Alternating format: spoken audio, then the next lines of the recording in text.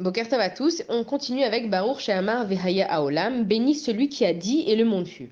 La première référence au nom de Hachem, c'est que Hachem a créé le monde par la parole. Et on sait tous, on a tous entendu, que le monde a été créé par 10 paroles différentes. Maintenant, une parole, c'est une parole. Quelle est la différence entre la parole de Hakadosh Baruch Hu et notre parole à nous? Alors on sait que Hachem, quand il a créé le monde avec ses 10 paroles, depuis la création du monde, ces paroles-là, elles bougent pas, elles sont existantes et elles sont intemporelles.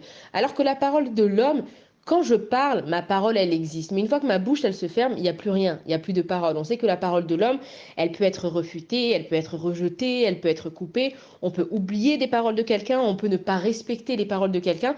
Et d'ailleurs, aujourd'hui, c'est un problème qu'on a. Les gens ne sont pas de parole. Parce que qu'est-ce qu'elle vaut vraiment, la parole de l'homme? Rien du tout. Alors que Hachem, quand il a dit quelque chose, cette chose-là, elle est créée par Akadosh Baruch Hu et elle existe. Et c'est pour ça que c'est important de commencer déjà cette fila de Baruch She'amar par ça.